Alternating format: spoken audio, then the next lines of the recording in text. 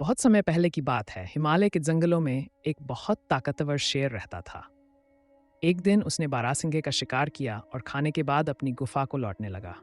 अभी उसने चलना शुरू ही किया था कि एक सियार उसके सामने दंडवत करता हुआ उसके गुणगान करने लगा। उसे देख शेर ने पूछा, अरे, तुम ये क्या कर रहे हो? हे जंगल के राजा, मैं आपका सेवक बनकर अपना जीवन धन्य करना चाहता हूँ। कृपया मुझे अपनी शरण में ले लीजिए और अपनी सेवा करने का अवसर प्रदान कीजिए।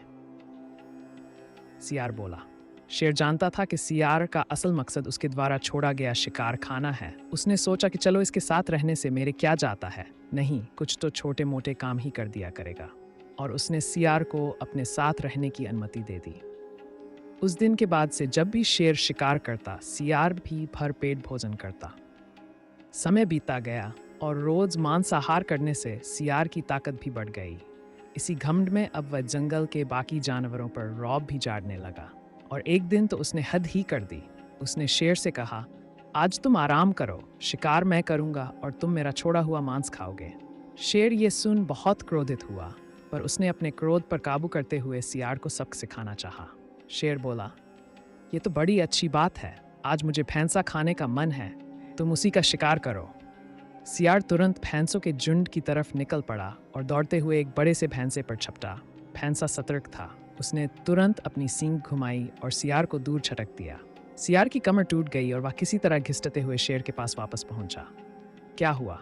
भैंसा कहाँ है? शेर बोला। हुजूर, मुझे क्षमा कीजिए, मैं बहक गया था और खुद को आपके बराबर समझने लगा था।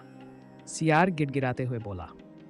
धूर्त, तेरे जैसे एहसान फरामोश का यही हस्र होता है। मैंने तेरे ऊपर दया कर तुझे अपने साथ रखा और तू मेरे ऊपर ही धौंस जमाने लगा। और ऐसा कहते हुए शेर ने अपने एक ही प्रहार से सियार को ढेर कर दिया।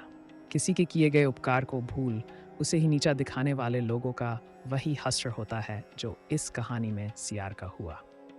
हमें हमेशा अपनी वर्तमान योग्यताओं का सही आंकलन करना चाहिए और घमंड में आकर किसी तरह का मूर्खतापूर्ण कार्य नहीं करना चाहिए।